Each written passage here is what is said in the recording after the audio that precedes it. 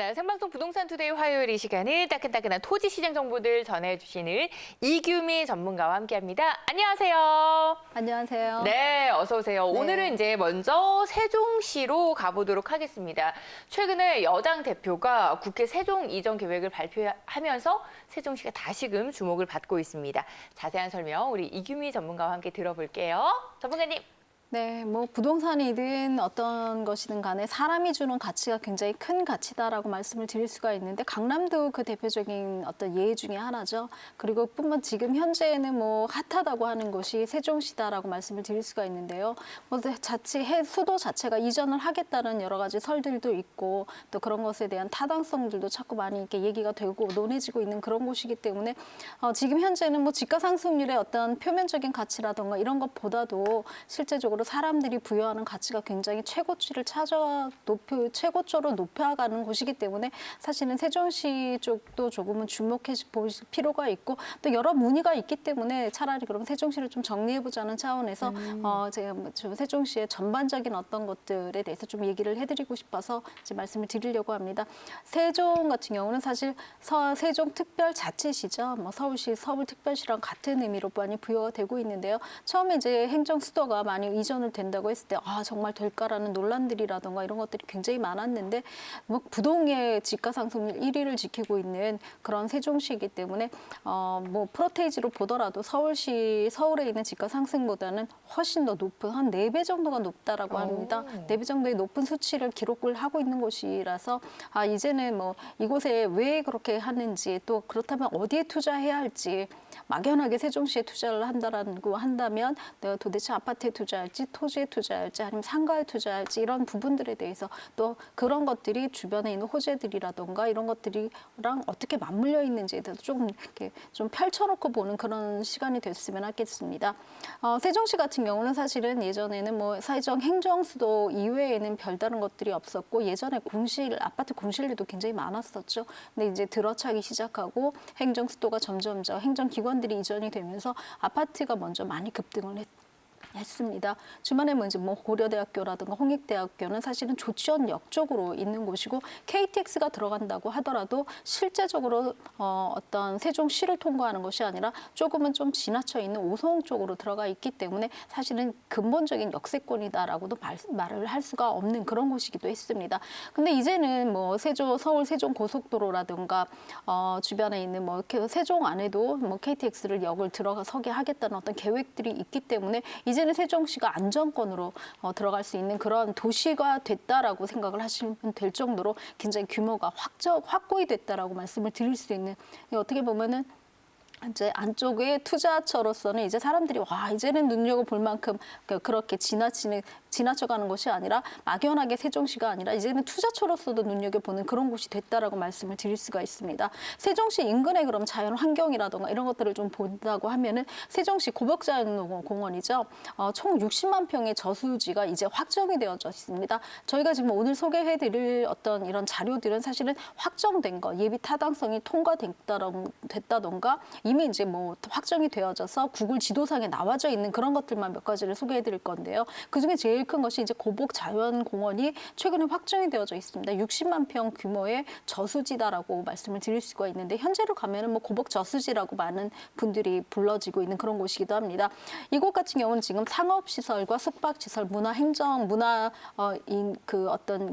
놀이시설들이 확정이 되어져 있는 그런 곳이다라고 말씀을 드릴 수가 있고요. 이곳에는 휴양과 문화가 같이 공존할 수 있는 그런 곳으로 많이 발전이 될 것이다라고 되어져 있습니다. 58만 평 규모이기 때문에 뭐 개발의 여지가 무궁무진하다라고 말씀을 드릴 수가 있고요. 지금 현재는 뭐 수변이 바라보는 곳 쪽으로 어떤 먹거리라던가 이제 놀거리가 조금씩 주차장이라든가 이런 것들이 되어져 있고 둘레길이 많이 조성되어져 있다라고 보시면 된다라고 보실 수가 있습니다. 그다음에 이제 세종시에서 조금 더 할 수 있는 거는 이제 글로벌 행정수도가 이미 이전이 됐죠. 많은 기관이 기존에 이전이 됐고 또 앞으로도 이전할 예정에 있기 때문에 이런 것들에 대한 어떤 공무원들이죠. 뭐 안정된 직장을 갖고 있는 사람들의 수요가 정주 직장 인구들이 안정되고 분포되어졌다라는 것들이 가장 큰 호재 중에 하나라고 말씀을 드릴 수가 있고요. 국회 세종의사당 설치를 추진하고 있다라고 이미 발표가 되어져 있기 때문에 이런 것들에 대해서 뭐 21대 국회가 끝나기 전에 첫 삽을 뜨겠다 뭐 이렇게 발표한 국회의원들도 있고 또 공공기관들도 추가로 이전을 하겠다. 이미 뭐 한 기관이 이전이 되면 그것에 관련된 기관들이 이전하는 거는 뭐 거의 뭐 예측되는 거기 때문에 뭐 그 시기적으로 조금 더 논쟁이 들어간다라고 보실 수 있습니다. 또 행정대학원들도 어차피 행정도시이기 때문에 행정대학원들도 유치를 하고 있다. 이런 것에 힘을 쓰고 있다는 것이 세종시 자체적으로 이렇게 발표하고 있는 그런 것들이라고 말씀을 드릴 수 있습니다. 지금 화면 보시는 것처럼 세종시 같은 경우는 전국 최고의 집가 상승률을 자랑하고 있습니다. 1위예요. 1위인데 뭐 그다음이 이제 1.25로 해서 서울의 집가 상승인데 사실은 가장 뭐 집값이라든가 어떤 부동산의 상승의 논점이 서울로 되어져 있지만 소외되어져 있는 그러니까 그 시선에서 약간 벗어난 곳이 세종시인데 4.59%입니다. 집가 상승률이 4배 가까이 차이가 나기 때문에 실제적으로 부동산 고수들이 많이 다녀간 그런 곳이기도 합니다. 이런 데이터가 나오기 전에 먼저 투자를 하신다면 훨씬 더 좋았겠지만 앞으로도 사실은 어떤 여지폭으로 따진다면은 세종시 쪽으로의 가치가 훨씬 더 많다라고 말씀을 드릴 수가 있습니다. 자, 세종시 같은 경우는 집가가 상승된다라는 건 사실은 인구가 유입이 안정적으로 되고 있다라는 건데요. 사실 뭐 2020년도까지 우리가 세종 뭐 2030이라든가 2040 계약에 의하면 30만 명 정도만 유치를 하면 되겠다라는 목표치를 채웠는데 실질적으로는 한 5만 명을 추가했습니다. 목표 이상의 인구들이 유입됐다라고 말씀을 드릴 수 있는데 사실은 그런 것들의 대부분이 어떻게 보면은 정비를 잘했기도 하고 이쪽에 안정적인 어떤 인구 유입의 요건들이 자꾸 들어갔다라고 하는데 대규모 뭐 국가 산단이라든가 이런 것들도 이미 예타들을 통과하고 있고 통과된 곳들이 있기 때문에 조금 더 많은 인구들이 뭐 모여져서 차후에는 50만 명을 목표로 하고 있다라고 이미 발표가 되어졌다고 말씀드릴 수가 있습니다. 3단계죠. 2021년에서 2023년까지 2030년도까지는 이 3단계 목표치 50만 명을 채운다라고 되어져 있는데 사실은 뭐 제가 생각하기에는 조금 더 넘어설지 않을까 그런 예측도 하게 됩니다.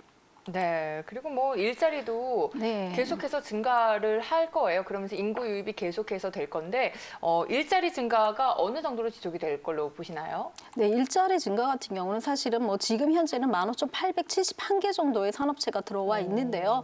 예비 산단이죠. 뭐 스마트 산단이라든가 미래 산업단지라든가 세종시를 둘러치고 있는 곳의 산업단지들이 이미 이제 뭐 분양을 하고 있거나 분양 계획에 있거나 터를 닦고 있거나 예비 타당성을 통과한 것들이 들어서 있기 때문에 이쪽으로 들어져 있는 일자리라는 거는 어마어마하게 많아질 것이다라는 거는 예측이 되고 지금 3단계 안에는 인구 증가의 폭 안에는 사실 이것들도 많이 반영이 되어져 있다라고 말씀을 드릴 수가 있습니다.